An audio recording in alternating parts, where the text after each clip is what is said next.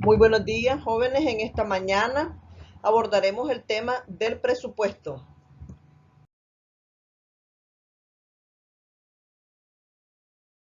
El objetivo de estudiar este tema es que el educando conozca todo lo relativo al presupuesto, aplicando este conocimiento al caso concreto.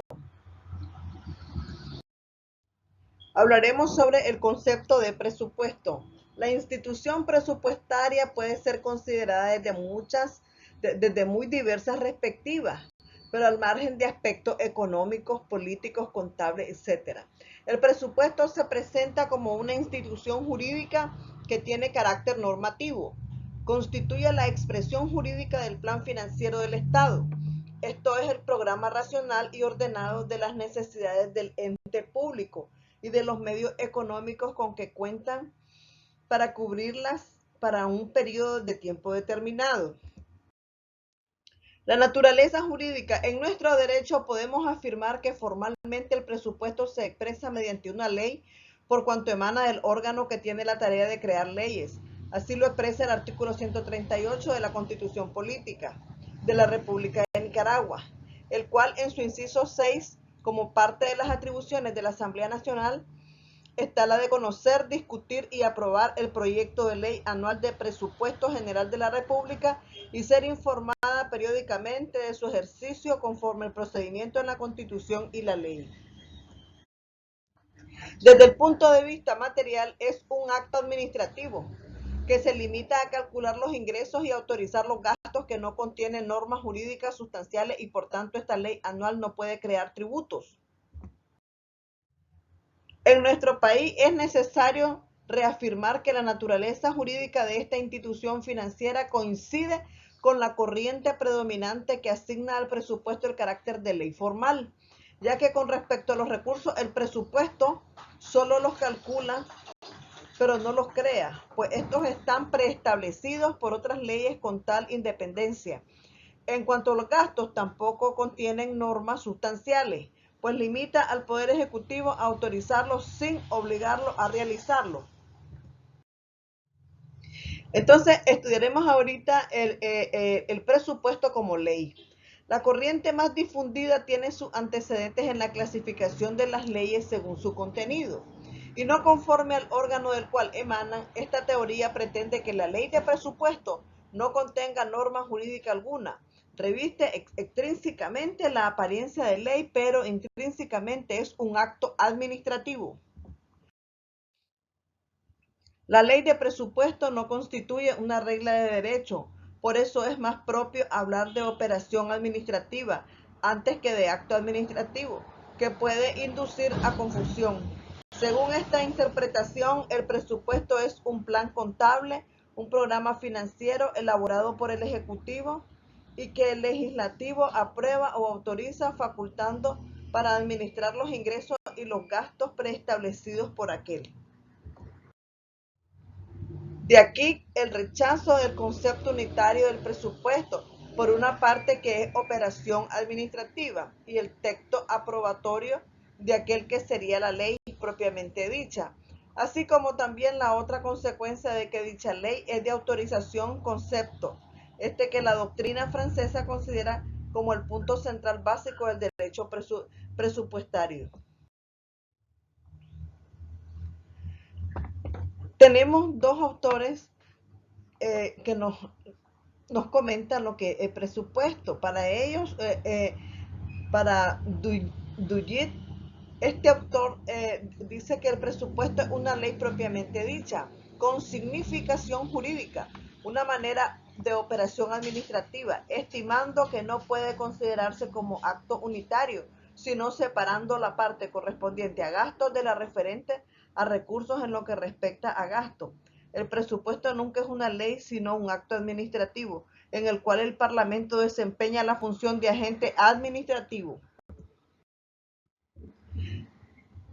Existe otro autor que se llama Jesse. La teoría germánica, él considera que la teoría germánica encontró su más entusiasta expositor en Jesse, pues para él el presupuesto nunca es una ley propiamente dicha, no tiene carácter unitario. En su concepto no se trata de un acto jurídico simple, cuya naturaleza sea difícil de desentrañar, sino una mezcla de actos jurídicos reunidos en un solo documento, que para su análisis debe dividirse en cuanto a recursos y gastos, pudiendo establecerse en lo que respecta a recursos, si son, por ejemplo, de naturaleza tributaria, en el caso de votarse anualmente, el presupuesto contiene autorizaciones para recaudarlos según regla jurídica existente, pero en los regímenes legislativos, sin regla de anualidad, el presupuesto no tiene significación jurídica alguna. Si no reviste en carácter tributario, el presupuesto carece de significación por no surgir del mismo autorizaciones creadoras o recaudadoras. En lo que respecta a los gastos, si son preexistentes, como en el caso de intereses, pensiones, deuda pública, el presupuesto está desprovisto de significado jurídico. El Parlamento se halla ante un deber jurídico, es decir, que su competencia es vinculante. Siendo futuros, el presupuesto tiene autorización para crear deuda, es decir, situaciones jurídicas individuales, como contratos de suministro, por lo cual se trataría de actos, condiciones o significación jurídica. Entraremos a ver lo que es la estructura del presupuesto y vemos que está integrada esta estructura por órganos, entidades y entidades descentralizadas, ¿verdad? Por funciones. Entidades descentralizadas territoriales, las empresas del Estado, las instituciones financieras, el Estado.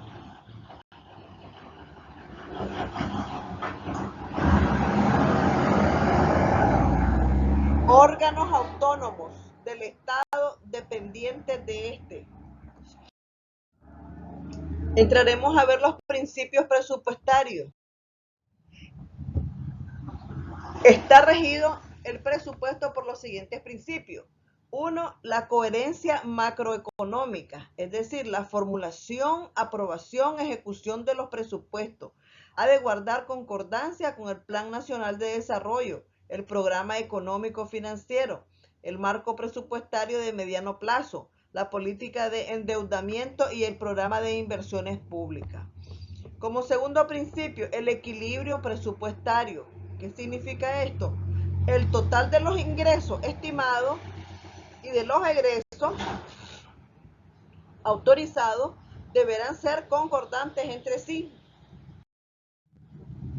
Tenemos el principio de especialidad. Este significa que los presupuestos no deben contener partidas globales, sino que deben identificar todos los egresos de forma pormenorizada. La periodicidad presupuestaria es otro principio y establece que el presupuesto tiene una vigencia temporal determinada. Esto no impide sus modificaciones durante el ejercicio presupuestario correspondiente. El principio de programación significa que en todas las etapas del proceso presupuestario es necesario que se expresen los elementos de la programación, es decir, los objetivos adoptados, las acciones necesarias para alcanzarlos y los recursos humanos, materiales y servicios que requieren dichas acciones. El principio de publicidad establece que la promulgación y ejecución de los presupuestos debe ser objeto de divulgación pública, periódica y sistemática. El principio de responsabilidad establece que el órgano rector del subsistema presupuestario, así como la máxima autoridad administrativa de cada organismo o entidad, son responsables en sus respectivos niveles de actuación por la correcta formulación, ejecución, control, evaluación y liquidación de sus respectivos presupuestos. Hablaremos del principio de universalidad e integridad. En este principio, aquí en los presupuestos debe detallarse la totalidad de los ingresos y egresos expresados por su valor bruto, de manera que no haya compensaciones de ingresos con egresos, sino que uno y otro se identifiquen por separado y por su importe total. El principio de claridad establece que el presupuesto debe de reflejar en forma clara y transparente los programas, conceptos y montos con el objetivo de procurar su fácil comprensión para la opinión pública y para todos los administradores públicos. El principio de especialidad cualitativa y cuantitativa establece que los recursos asignados a un determinado objetivo se deben utilizar exclusivamente en dicho objetivo. Por la especialización cuantitativa, los gastos se deben comprometer, devengar y pagar en montos o importes previstos en el presupuesto. Esto no invalida la flexibilidad que debe de tener el presupuesto. Hablaremos sobre el ciclo presupuestario. En el ciclo presupuestario vemos la elaboración e iniciativa. Segundo, la aprobación. Tercero, la ejecución. Cuarto, el control. Quinto, la evaluación. Y como sexto paso, la liquidación o cierre. En el primer paso, que es la elaboración e iniciativa, nos dice que la elaboración del presupuesto general del Estado constituye una función atribuida constitucionalmente y con carácter expreso y exclusivo al gobierno, que tiene la facultad de confeccionar anualmente el proyecto de presupuesto general de la República. La aprobación. Una vez formulado el proyecto de ley de presupuesto por el presidente de la República, el Poder Ejecutivo lo envía a la Asamblea Nacional, quien decide sobre su aprobación. Respecto al proyecto del presupuesto presentado por el presidente de la República, la Asamblea Nacional no podrá introducir aumentos del total de egresos, sin señalar una nueva fuente de ingresos suficientes para atender esos aumentos. Esto lo establece el artículo 38 de la Ley 550. Asimismo, el artículo 34 señala la estructura que debe de tener la Ley Anual de Presupuesto General de la República. Hablaremos sobre el tercer paso, que es la ejecución. El presupuesto, una vez aprobado por la Asamblea Nacional, pasa como todas las leyes al Poder Ejecutivo para su sanción y promulgación, lo cual será a través de cualquier medio de comunicación social sin perjuicio de su posterior publicación en la Gaceta Diario Oficial. La ejecución del presupuesto consiste en la realización por la administración de los ingresos y gastos públicos conforme a lo ordenado y autorizado por la ley del presupuesto. Supone el empleo por parte de la administración de los de los créditos que la Asamblea le ha autorizado a gastos para el desarrollo de sus funciones sobre la base de dichos créditos.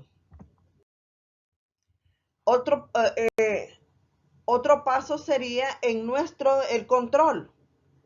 En nuestro derecho, la institución del presupuesto está sujeta a dos tipos de control. Entonces, vemos el control interno, que es el acto o procedimiento administrativo por medio del cual el órgano superior jerárquico de cada entidad u organismo del sector público fiscaliza de oficio o a petición de los administrados la legalidad, eficiencia y eficacia de la gestión administrativa y financiera realizada por sus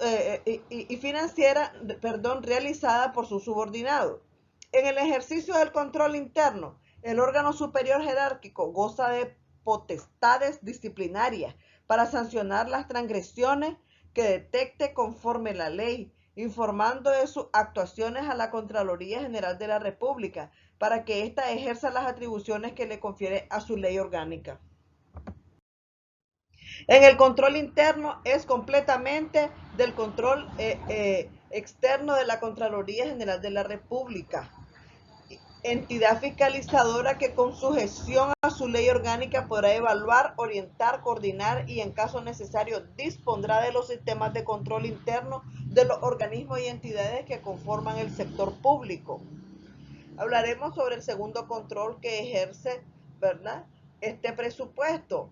El control externo es la fiscalización exógena sobre los organismos y entidades del sector público, ejercida por la Contraloría General de la República, de acuerdo a la autoridad privativa, que para ello le otorga la Constitución y las leyes.